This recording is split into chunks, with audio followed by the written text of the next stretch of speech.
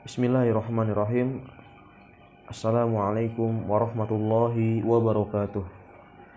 Alhamdulillahirabbil alamin wassalatu wassalamu ala asyrafil anbiya'i wal mursalin nabiyyina Muhammadin wa ala alihi wa sahbihi ajma'in, amma ba'd. Ikhwani wa akhwati fid din, a'azani Allah wa iyyakum.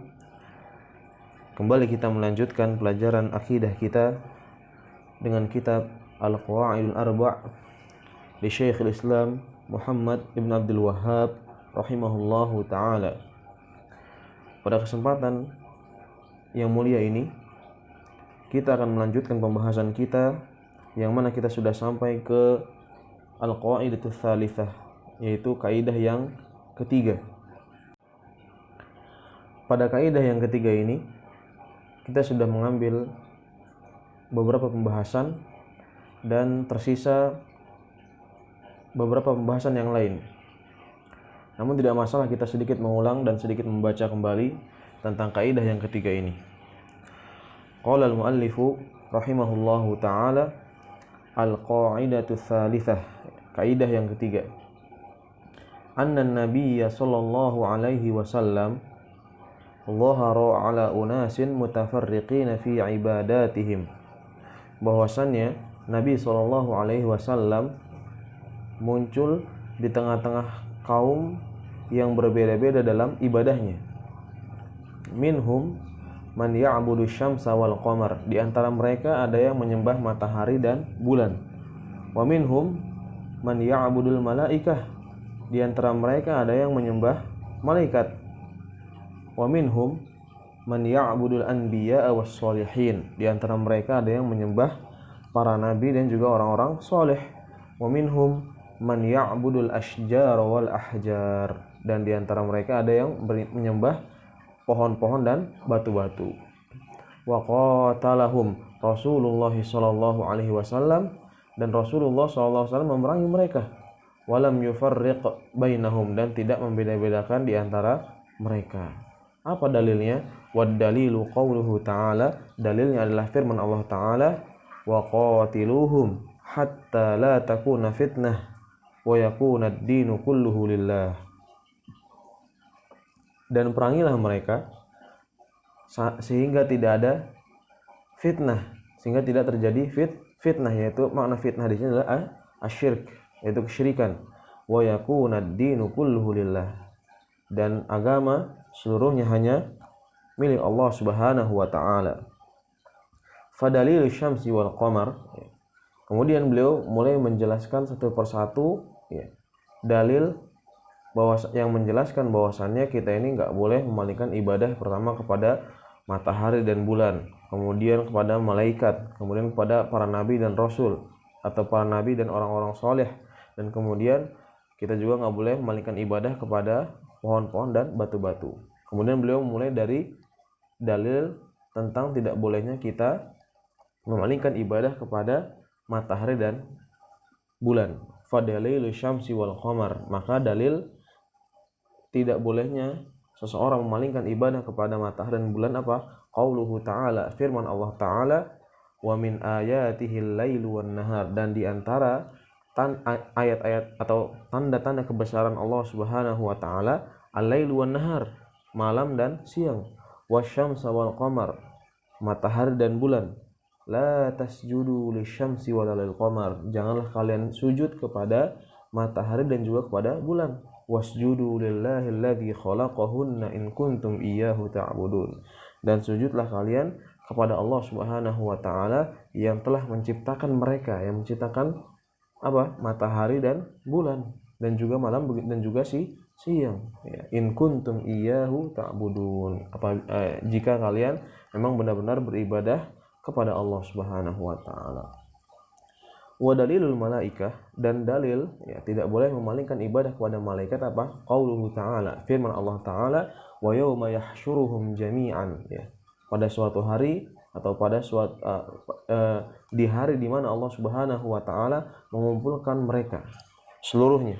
Tsumma yaqulu lil malaikah, kemudian Allah Subhanahu wa taala berkata kepada malaikat, aha ulai iyyakum kanu ya'budun, apakah mereka ini ya, adalah orang-orang yang dahulu beribadah kepada kalian. Apa jawab para malaikat? Qalu, mereka berkata, subhanaka anta waliyuna, maha suci engkau adalah pelindung kami, min dunihim, ya, dari selain mereka, bal kanu ya'budunal jin, ya. Kan tetapi mereka ini apa? Sejatinya sebenarnya beribadah kepada jin. Aktsaruhum bihim mu'minun. Kebanyakan mereka ini beriman kepada para jin tersebut. Wa dalilul anbiya, dan dalil tentang tidak boleh memalingkan ibadah kepada para nabi adalah qauluhu ta'ala, adalah firman Allah Ta'ala, wa idh qala Allahu, ketika Allah Subhanahu wa Ta'ala berkata, ya Isa bin Maryam, wahai Isa bin Maryam, a anta qulta lin-nasi ittakhiduni wa ummiya ilahaini min dunillah, apakah engkau berkata kepada manusia, jadikanlah aku dan ibuku dua sesembahan selain Allah Subhanahu wa Ta'ala. Apa jawab Nabi Isa? Qala subhanak, Nabi Isa menjawab berkata, maha suci engkau, ma yakunu li an aqula ma laisa li bihaqq, ya, enggak pantas bagiku mengucapkan sesuatu yang bukan hakku. Lihat di sini Syekh Muhammad Abdul Wahhab rahimahullahu taala menjelaskan satu persatu tentang tidak bolehnya beribadah kepada selain Allah Subhanahu wa taala. Dan sampai di sini pembahasan kita terakhir, dan kita akan melanjutkan kepada pembahasan selanjutnya. Baik, ikhwani wa akhwati fid din, azani Allah wa iyyakum. Kita masuk ke dalam pembahasan selanjutnya, yaitu tentang dalil bahwa memalingkan ibadah kepada orang soleh adalah kesyirikan. Qala al-muallif rahimahullahu ta'ala, dalilus salihin, dan dalil bahwa memalingkan ibadah kepada orang soleh adalah kesyirikan. Qauluhu ta'ala, adalah firman Allah Ta'ala, qul ud'u alladhina za'amtum min dunillah, katakanlah, panggillah mereka yang kamu anggap sesembahan selain Allah Subhanahu wa Ta'ala, fala yamlikuna kashfad durri ankum wala tahwila, ya, mereka ini enggak memiliki kuasa, enggak memiliki kekuatan untuk menghilangkan mudarat dari kalian dan juga memindahkannya. Ulaika alladzina yad'una, orang-orang yang mereka seru itu, yabtaghuna ila rabbihimul wasilah, ya, mencari jalan yang mendekatkan diri kepada Allah Subhanahu wa Ta'ala. Ayyuhum aqrab, ya, siapa di antara mereka yang paling dekat. Wa yarjuna rahmatah, dan juga mengharap rahmat dari Allah Subhanahu wa Ta'ala. Wa yakhafuna 'adzabah, dan juga takut dari azabnya. Inna 'adzaba rabbika kana mahdzura, sesungguhnya azab Tuhanmu adalah suatu yang harus ditakuti. Penjelasan dari ayat yang kita baca tadi. Yang pertama, dikatakan bahwa ayat ini turun kepada orang-orang yang menyembah Nabi Isa, ibunya, dan juga Uzair. Ini pendapat yang pertama. Dan pendapat yang kedua, dan ini yang dikuatkan oleh Ibnu Katsir rahimahullahu ta'ala, yaitu pendapat yang mengatakan bahwa ayat ini turun kepada sekelompok bangsa Arab yang menyembah jin. Kemudian jin tersebut masuk Islam tanpa disadari oleh mereka. Ya. Jadi di sini ada dua pendapat terkait, ya, kepada siapa ayat ini turun. Ya. Namun, ya, di sini faedah yang kedua, walaupun ada dua pendapat tentang ayat ini turun kepada siapa, namun ayat ini menjelaskan bahwa kita tidak boleh memalingkan ibadah kepada orang-orang soleh. Ya. Kenapa? Karena semuanya adalah hamba Allah Subhanahu wa Ta'ala. Semuanya adalah hamba Allah Subhanahu wa Ta'ala yang mencari jalan untuk lebih dekat kepada Allah Subhanahu wa Ta'ala, berharap rahmatnya dan takut kepada azab Allah Ta'ala. Oleh karenanya Allah Subhanahu wa Ta'ala sini berfirman apa? Ulaika alladzina yad'un, orang-orang yang mereka seru itu, yabtaghuna ila rabbihimul wasilah, ya, mencari jalan kepada Rabbnya, ya, mendekatkan diri kepada Rabbnya, ya, dengan wasilah, yaitu dengan ketaatan. Ayyuhum aqrab, ya, siapa di antara mereka yang lebih dekat. Wa yarjuna rahmatahu, dan juga berharap rahmat dari Allah Subhanahu wa Ta'ala. Wa yakhafuna 'adzabah, dan takut dari azab Allah Subhanahu wa Ta'ala. Dan ini semua adalah sifat-sifat seorang hamba, ya, dan seorang hamba tidak layak untuk diibadahi. Selanjutnya, ikhwani wa akhwati fid din, a'azzani Allah wa iyyakum, dalil bahwa memalingkan ibadah kepada pohon dan batu adalah kesyirikan. Qala al-muallif rahimahullahu taala wa dalilul asyjari wal ahjar, dan dalil bahwa memalingkan ibadah kepada pohon dan juga batu adalah kesyirikan. Qauluhu ta'ala, adalah firman Allah Ta'ala, afara'aitumul lata wal uzza, maka apakah patut kalian hai orang-orang musyrik menganggap Lata dan Uzza, wa manata tsalitsatal ukhra, dan Manah yang ketiga yang paling terkemudian sebagai anak-anak perempuan Allah. Quran surat An-Najm ayat 19 sampai 20. Penjelasan dari ayat tersebut. Yang pertama, makna dari Al-Lat. Al-Lat adalah seorang soleh yang biasa membuat makanan sejenis bubur. Ini dinamakan sawik. Kalau antum atau antuna ini bingung apa itu sawik, silakan dilihat di Google bentuknya seperti apa. Dan dibagikan kepada para haji pada musim haji. Kemudian setelah meninggal, anak-anak cucunya ini membuat bangunan di atas kuburannya dan menutupinya dengan kain. Kemudian mereka jadikan sesembahan selain Allah Ta'ala. Kemudian yang kedua, Al-Uzza. Apa yang dimaksud dengan Al-Uzza? Al-Uzza adalah sebuah pohon dari jenis pohon salam. Ya, ini juga bisa dilihat di Google pohon salam itu seperti apa. Namun diketik dengan bahasa Arab supaya nanti terlihat. Ya, yang ada di sebuah lembah Nakhlah. Jadi pohon salam ada di sebuah lembah, namanya lembah Nakhlah. Lembah Nakhlah ini ada di mana? Yaitu tempat di antara kota Mekah dan Taif. Letaknya itu di antara kota Mekah dan Taif. Yang pohon ini dikelilingi bangunan dan ditutup kain. Di sisinya ada penjaga dan pelayan. Di dalamnya ada syaitan yang mengajak bicara manusia, dan orang-orang bodoh menganggap bahwa pohonnya lah yang berbicara. Dan berhala ini adalah berhala milik orang Quraisy, penduduk Mekah, dan yang penduduk di sekitar Mekah. Dan yang ketiga, Manat. Apa yang dimaksud dengan Al-Manat? Manat adalah sebuah batu yang besar yang ada di gunung Qudid atau Qadid yang terletak di antara kota Mekah dan Madinah. Berhala ini milik kabilah Khuza'ah, Aus, dan Khazraj. Penjelasan yang keempat, maksud dari ayat ini adalah pengingkaran bahwa tidak boleh memalingkan ibadah kepada pohon maupun batu.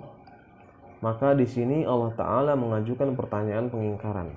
Ya, afara'aitumul lata wal uzza wa manata tsalitsatal ukhra. Ya, sudah dijelaskan Al-Manat ini siapa, Al-Lat itu siapa, orang soleh tadi yang membuat bubur. Al-Uzza adalah sebuah pohon. Manat adalah sebuah batu besar. Ya, dan ini menunjukkan bahwasanya kita nggak boleh memalingkan ibadah kepada siapa, pohon maupun batu. Dan penjelasan yang kelima, makna dari afara'aitum, ya, pada ayat tersebut adalah apa? Kabarkan kepadaku, apakah berhala-berhala tersebut mampu memberi manfaat atau menolak bahaya? Dan apakah mereka bisa memberi rezeki? Ya, ini pertanyaan pengingkaran dari Allah Subhanahu wa Ta'ala. Ya, bahwasanya berhala-berhala tersebut itu pada hakikatnya nggak bisa memberikan manfaat ataupun mudarat. Dan juga para berhala-berhala tersebut tidak bisa memberi rezeki. Namun kenapa kalian masih menyembah kepada mereka? Dan dalil yang kedua yang menunjukkan bahwasannya memalingkan ibadah kepada pohon dan batu adalah kesyirikan. Sekarang dalil dari sunnah Nabi SAW. Qala al-muallif rahimahullahu ta'ala, wa hadithu Abi Waqid al-Laythi radhiyallahu anhu qala, dan dari hadis Abi Waqid al-Laythi radhiyallahu anhu ia berkata, kharajna ma'a Rasulillah sallallahu alaihi wasallam ila Hunain. Kami dahulu keluar bersama Nabi sallallahu alaihi wasallam untuk menuju perang Hunain, menuju Hunain. Ya. Wa nahnu hudatsa'u ahdin bi kufrin. Dan ketika itu kami baru saja terbebas dari kekafiran. Maksudnya baru saja masuk Islam. Walil musyrikina sidrah. Ya. Dan orang-orang musyrik ini punya sebuah pohon bidara. ya'kufuna indaha, yang mana mereka ini ya i'tikaf ya, atau berdiam diri di sana, wayanutuna biha aslihatahum, dan menggantungkan senjata-senjata mereka di pohon bidara tersebut. Yuqalu laha dzatu anwat, yang mana pohon tersebut dinamakan apa? Dzatu anwat.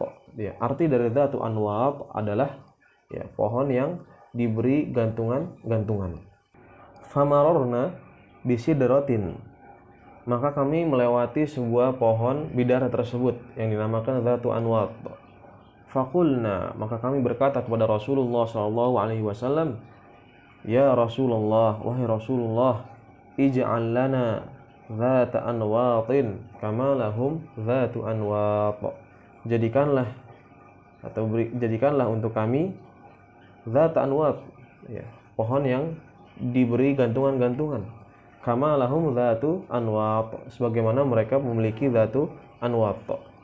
Apa yang dikatakan oleh Nabi SAW ketika mendengar perkataan tersebut? Faqala Rasulullah SAW, Rasulullah SAW bersabda, Allahu Akbar, Allahu Akbar, innaha sunan, ya, sesungguhnya ini adalah kebiasaannya orang-orang terdahulu.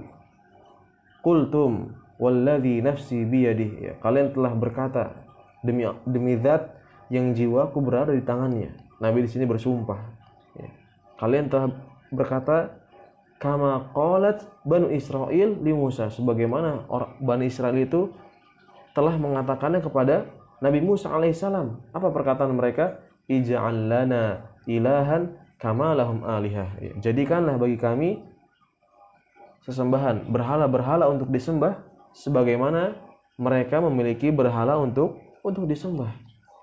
Ya, Nabi SAW takjub, ya, ketika mendengar perkataan tersebut sampai bertakbir dan menyamakan perbuatan mereka ini seperti perbuatannya Bani Israel. Dan di sini menunjukkan bahwasannya kita tidak boleh memalingkan ibadah kepada pohon maupun kepada batu. Sekian penjelasan yang mungkin bisa Anda jelaskan. Semoga bisa difahami dan semoga kita bisa mengamalkannya. Wassallallahu ala nabiyyina Muhammad wa ala alihi wa sahbihi wasallam. Subhanakallahumma bihamdik asyhadu an la ilaha illa anta astaghfiruka wa atubu ilaik. Assalamualaikum warahmatullahi wabarakatuh.